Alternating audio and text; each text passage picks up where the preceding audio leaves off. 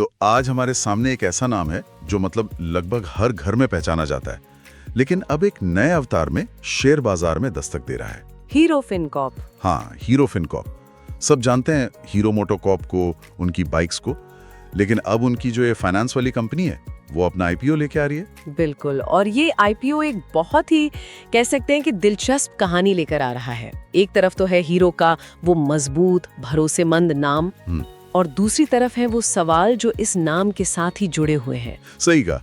और आज की चर्चा का मकसद भी यही है। हमारे पास कंपनी का DRHP यानी ड्राफ्ट रेड हेरिंग प्रोस्पेक्टस है, जो आईपीओ की एक तरह से पूरी कुंडली होती है। जी, हम इसी से सारे जरूरी तथ्य निकालेंगे और ये समझने की कोशिश करेंगे कि इस कंपनी की असली कहानी क्या है। क्या ये अपने नाम की तरह ही हीरो साबित होगी, या फिर इसकी कुछ कमजोरियां हैं जिन पर निवेशकों को ध्यान देना चाहिए। और अंत में हम उस बड़े सवाल का जवाब तलाशेंगे कि ये आईपीओ लिस्टिंग पर फटाफट मुनाफा कमाने के लिए है या फिर इसमें लंबी रेस का घोड़ा बनने की क्षमता है। चलिए शुरू करते हैं। तो सबसे पहले एकदम बेसिक से शुरू करते हैं। हीरो फिनकॉर्प करती क्या है? नाम से तो लगता है कि फाइनेंस का काम है, पर किस तरह का फाइनेंस? ये एक NBFC है, यानी नॉन बैंकिंग फाइनेंशियल कंपनी। अच्छा। आसान भाषा में कहें तो इनका काम लोन देना है। इनके बिजनेस को हम मोटे तौर पर 3 हिस्सों में बांट सकते हैं। ओके, कौन कौन से? सबसे बड़ा और सबसे अहम हिस्सा है रिटेल फाइनेंस। रिटेल मतलब आम आदमी से जुड़ा हुआ। हाँ बिल्कुल, इसमें 2 व्हीलर लोन, पुरानी कारों के लिए लोन, पर्सनल लोन और अपनी एक सब्सिडरी हीरो हाउसिंग फाइनेंस के जरिए होम लोन भी देते हैं। अच्छा। इसके अलावा दूसरा हिस्सा है MSME फाइनेंस, जहां ये छोटे और मंझोले कारोबारियों को बिजनेस के लिए लोन देते हैं। और तीसरा वो है कॉर्पोरेट फाइनेंस, जिसमें ये बड़ी कंपनियों को लोन देते हैं। इसमें सबसे ज्यादा ध्यान खींचने वाली बात जो DRHP में साफ साफ दिखती है वो है इनका हीरो मोटोकॉर्प के साथ जुड़ाव। आंकड़ा तो मतलब चौंकाने वाला है। वित्त वर्ष 2024 में इनके 99.04% 2 व्हीलर लोन हीरो मोटोकॉर्प के डीलरशिप नेटवर्क से आए। लगभग सारे के सारे। हाँ, लगभग सभी। और यहीं से इस कंपनी की पूरी कहानी का ताना बाना बुना जाता है। ये जो 99% की निर्भरता है ना, ये इनकी सबसे बड़ी ताकत भी है और शायद सबसे बड़ी कमजोरी भी। ये तो एक तरह से विरोधाभासी बात लग रही है। इसे थोड़ा और समझते हैं। कई लोग तो कह सकते हैं कि ये निर्भरता ही तो इनका सबसे बड़ा मोट यानी सुरक्षा कवच है। कोई दूसरा फाइनेंसर हीरो के 4257 डीलरशिप्स के नेटवर्क में इतनी आसानी से तो घुस नहीं सकता। ग्राहक शोरूम में बाइक खरीदने आता है और लोन वाला वहीं तैयार मिलता है। सही बात है। इससे आसान बिजनेस और क्या होगा? आपकी बात एक हद तक बिल्कुल सही है। ये एक अभेद्य कवच है। इसे फाइनेंस की भाषा में कैप्टिव फाइनेंसिंग मॉडल कहते हैं। कैप्टिव फाइनेंसिंग, हाँ, आपको ग्राहक ढूंढने की जरूरत ही नहीं, वो आपके पास चल कर आता है। ब्रांड का भरोसा साथ में मिलता है। लेकिन यही कवच एक सोने का पिंजरा भी है। ये आपको बचाता जरूर है, पर आपकी उड़ान को भी सीमित करता है। सोने का पिंजरा, ये दिलचस्प है। मतलब ये कि आपकी किस्मत हीरो मोटोकॉर्प की किस्मत से पूरी तरह बंध गई है। अगर कल को हीरो बाइक्स की बिक्री किसी भी वजह से कम होती है, जैसे कि इलेक्ट्रिक व्हीकल्स की वजह से, बिल्कुल, या किसी नए कॉम्पिटिटर के आने से, तो उसका सीधा असर हीरो फिनकॉर्प के लोन बुक पर पड़ेगा।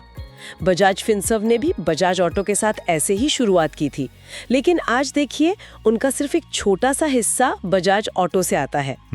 हीरो फिनकॉर्प के लिए असली चुनौती ये होगी कि क्या वो इस कैप्टिव मॉडल से निकलकर बजाज की तरह एक ओपन मार्केट फाइनेंसर बन सकते हैं या नहीं। इसी सवाल में उनकी लॉन्ग टर्म कहानी छिपी है। समझ गया। तो बिजनेस मॉडल साफ है, एक मजबूत सहारे पर टिका है, लेकिन वो सहारा ही एक जोखिम भी है। अब देखते हैं कि ये बिजनेस मॉडल आंकड़ों में कैसा दिखता है। क्या ये निर्भरता मजबूत फाइनेंशियल नतीजों में बदल रही है? हाँ, आंकड़े देखते हैं। सबसे पहले AUM यानी एसेट अंडर मैनेजमेंट पर नजर डालते हैं। जी।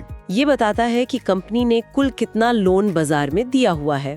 वित्त वर्ष 2022 में ये करीब 3.3 लाख करोड़ था, जो वित्त वर्ष 2024 तक बढ़कर 5.18 लाख करोड़ हो गया। अरे वाह, ये तो बहुत अच्छी ग्रोथ है। हाँ, ये लगभग 25% की सालाना ग्रोथ है, जो किसी भी फाइनेंस कंपनी के लिए बहुत शानदार मानी जाएगी। AUM तो तेजी से बढ़ा है, पर क्या ये ग्रोथ मुनाफे में भी दिख रही है? क्योंकि कई बार कंपनियां सिर्फ लोन बांटने के चक्कर में क्वालिटी से समझौता कर लेती हैं। आमदनी और मुनाफे का क्या हाल है? आपका सवाल बिल्कुल सही है। आमदनी की कहानी भी AUM जैसी ही है। वित्त वर्ष 2022 में जो आमदनी 42,418 मिलियन थी, वो 2024 में बढ़कर 74,793 मिलियन हो गई। यानी आमदनी भी तेजी से बढ़ रही है, लेकिन मुनाफे की कहानी में एक ट्विस्ट है। अच्छा। वित्त वर्ष 2022 में कंपनी को 1,919 मिलियन का घाटा हुआ था। घाटा? ये तो चिंता की बात है। IPO लाने वाली कंपनी और हाल ही में घाटे में थी। हाँ, और DRHP इसके 2 कारण बताता है।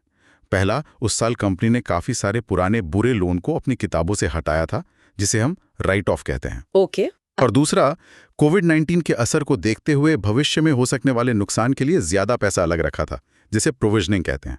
तो एक तरह से कह सकते हैं कि IPO से पहले कंपनी ने अपनी बैलेंस शीट की एक बड़ी सफाई की थी, ताकि आगे की तस्वीर साफ दिखे। मतलब ये एक सोची समझी रणनीति थी। बिल्कुल। और उसके बाद क्या हुआ? क्या कंपनी मुनाफे में लौटी? हाँ, उस सफाई का असर अगले ही साल दिखा। वित्त वर्ष 2023 में कंपनी ने 4,801 मिलियन का मुनाफा कमाया और 2024 में ये बढ़कर 6,370 मिलियन हो गया। चलिए, ये तो राहत की बात है। तो ट्रैक रिकॉर्ड में एक दाग जरूर है, लेकिन हालिया प्रदर्शन मजबूत है। ठीक है, अब और जरूरी चीज पर आते हैं। NPA यानी नॉन परफॉर्मिंग एसेट्स, वो लोन जिनका वापस आना मुश्किल लग रहा है, इसका क्या ट्रेंड है? यहाँ कंपनी के लिए अच्छी खबर है। इनके ग्रॉस NPAs, जिन्हें DHRP में स्टेज 3 लोन्स कहा गया है, वो वित्त वर्ष 2022 में 7.5% के ऊंचे स्तर पर थे।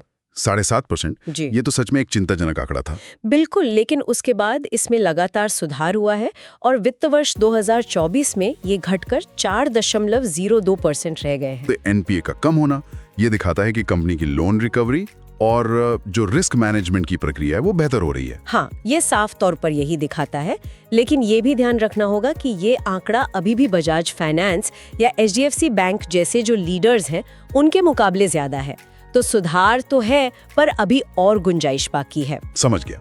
अब ये बताइए कि IPO से जो पैसा जुटेगा उसका कंपनी क्या करने वाली है? उसे मिलने वाला पैसा कंपनी के Tier 1 कैपिटल बेस को मजबूत करने में इस्तेमाल होगा। ये थोड़ा टेक्निकल लग रहा है। आसान भाषा में इसका क्या मतलब है? इसका मतलब बहुत सीधा है। Tier 1 कैपिटल किसी भी फाइनेंस कंपनी की रीढ़ की हड्डी होती है। ये RBI की नजर में कंपनी की सेहत का सबसे बड़ा पैमाना होता है और इसी के आधार पर वो तय करते हैं कि कंपनी भविष्य में कितना और लोन बांट सकती है। अच्छा। तो इस पैसे से सीधे सीधे कंपनी की ग्रोथ करने की क्षमता बढ़ जाएगी। तो आंकड़े एक मिली-जुली तस्वीर दिखाते हैं। ग्रोथ अच्छी है, हालिया मुनाफा भी मजबूत है, NPA घट रहे हैं, लेकिन एक बार घाटा भी हुआ है। इसी में शायद कंपनी की कुछ मजबूतियां और कमजोरियां छिपी हैं। बिल्कुल। सबसे बड़ी मजबूती तो शायद इसके नाम में ही है ना? बिल्कुल। अगर हम मजबूतियों को एक एक करके देखें तो नंबर 1 पर है हीरो का ब्रांड और मजबूत प्रमोटर का साथ। ये एक ऐसा फायदा है जिसे आप पैसों में नहीं तौल सकते। सही बात है। दूसरा, जैसा हमने बात की, हीरो मोटोकॉर्प का विशाल डिस्ट्रीब्यूशन नेटवर्क जो इन्हें छोटे शहरों और गांवों तक सीधी पहुंच देता है। तीसरा, कंपनी अब सिर्फ 2 व्हीलर्स पर निर्भर नहीं रहना चाहती। वो पर्सनल लोन, SMA लोन और होम लोन में भी विस्तार कर रही है, जो एक अच्छी बात है। और चौथा? और चौथी मजबूती है इनकी बेहतर होती एसेट क्वालिटी, यानी घटते हुए NPAs। ठीक है, और अब सिक्के का दूसरा पहलू देखते हैं। वो कौन सी बातें हैं जो एक निवेशक को रात में जगाए रख सकती हैं? मतलब जोखिम। सबसे बड़ा जोखिम तो वही है हमारा सोने का पिंजरा। हीरो मोटोकॉर्प पर जरूरत से ज्यादा निर्भरता। हाँ, ये एक ऐसी तलवार है जो हमेशा इनके सिर पर लटकी रहेगी। दूसरा बड़ा जोखिम है ब्याज दरों में उतार चढ़ाव। अगर RBI महंगाई को काबू करने के लिए ब्याज दरें बढ़ाता है तो हीरो फिनकॉर्प के लिए पैसा जुटाना महंगा हो जाएगा, जिसका सीधा असर इनके मुनाफे पर पड़ेगा। और कंपटीशन? इस मैदान में तो पहले से ही बड़े बड़े खिलाड़ी मौजूद हैं। अपने सही नस पकड़ी। इनका मुकाबला HDFC बैंक, ICICI बैंक और बजाज फाइनेंस जैसी कंपनियों से है। इन कंपनियों के पास एक तो पैसा जुटाने की लागत कम है और उनका नेटवर्क भी बहुत बड़ा है। तो इस भीड़ में अपनी जगह बनाना और बनाए रखना एक लगातार चुनौती होगी। DRHP में मेरी नजर एक और आंकड़े पर पड़ी जो थोड़ा परेशान करने वाला है। एम्प्लॉई एट्रिशन रेट, यानी कर्मचारियों के नौकरी छोड़ने की दर। वित्त वर्ष 2024 में ये 28.69% थी। ये तो बहुत ज्यादा है। ये बहुत ही गंभीर मुद्दा है जिसे अक्सर लोग नजरअंदाज कर देते हैं। ये 28.69% का आंकड़ा सिर्फ एचआर डिपार्टमेंट की चिंता नहीं है।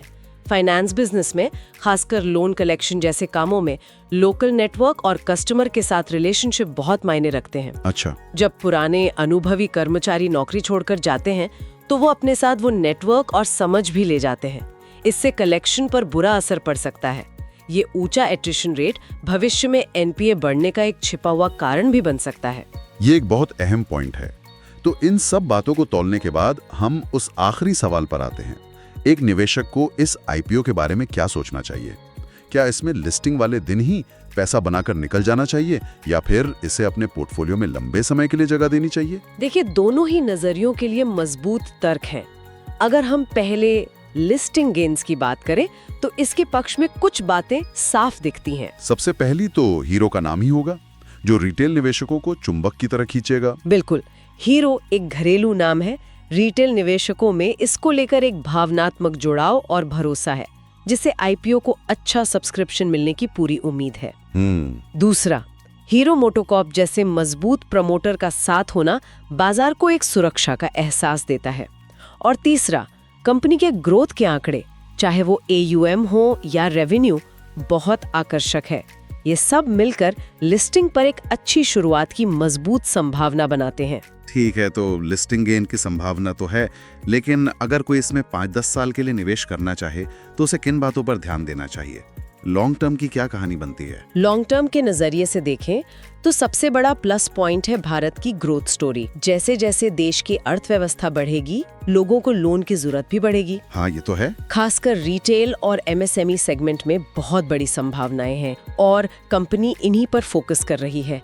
आईपीओ से मिली पूंजी इस ग्रोथ को और तेज करने में मदद करेगी। और कंपनी का डाइवर्सिफिकेशन, यानी दूसरे सेगमेंट्स में जाने की कोशिश भी लॉन्ग टर्म के लिए एक अच्छी बात है। हाँ, ये उनकी सबसे जरूरी रणनीति है। अगर वो टू व्हीलर के अलावा दूसरे लोन सेगमेंट्स में सफलतापूर्वक अपनी पकड़ बना लेते हैं तो वो हीरो मोटोकॉर्प पे अपनी निर्भरता कम कर पाएंगे और यही उनकी लॉन्ग टर्म सफलता की कुंजी होगी। लेकिन लॉन्ग टर्म की राह में कांटे भी तो हैं। वो कौन से हैं? सबसे बड़ा कांटा तो वही है जो हमने बार बार डिस्कस किया, हीरो मोटोकॉर्प पर निर्भरता का सोने का पिंजरा। क्या कंपनी वाकई से बाहर निकल पाएगी? यही $1 मिलियन सवाल है। दूसरा, जैसा हमने कहा, कंपटीशन बहुत तगड़ा है, जिससे मुनाफे के मार्जिन पर हमेशा दबाव बना रहेगा। और तीसरा, FY22 का घाटा हमें याद दिलाता है कि बिजनेस में झटके लग सकते हैं और मुनाफे में अस्थिरता का एक रिकॉर्ड रहा है। तो इन सब बातों का निचोड़ क्या है? अगर हम सब कुछ एक साथ रखें तो तस्वीर कुछ ऐसी बनती है। हीरो ब्रांड के नाम और मजबूत ग्रोथ के दम पर इसमें लिस्टिंग गेन की संभावना काफी अच्छी दिखती है। लेकिन लॉन्ग टर्म निवेश का फैसला इस बात पर निर्भर करेगा कि एक निवेशक इस सोने के पिंजरे वाली थ्योरी पर कितना विश्वास करता है। ये उन निवेशकों के लिए बेहतर हो सकता है जो थोड़ा ज्यादा जोखिम लेने को तैयार हैं और ये मानते हैं कि कंपनी का मैनेजमेंट भविष्य में बिजनेस को सफलतापूर्वक डाइवर्सिफाई करके इस निर्भरता को कम कर लेगा। तो ये था हीरो फिनकॉर्प के आईपीओ का हमारा विश्लेषण। उम्मीद है इससे हमारे लिसनर्स को एक साफ तस्वीर बनाने में मदद मिली होगी कि इस आईपीओ में उनके लिए क्या है। जाते जाते एक विचार छोड़ जाती हूँ। आज का दौर इलेक्ट्रिक व्हीकल्स यानी ईवीज का है। हीरो मोटोकॉर्प का मुख्य बिजनेस पेट्रोल से चलने वाले टू व्हीलर्स का है। बिल्कुल। भविष्य में जब ईवी का चलन और तेजी से बढ़ेगा तो हीरो मोटोकॉर्प का बिजनेस कैसे बदलेगा और उसका असर हीरो फिनकॉर्प पर क्या पड़ेगा?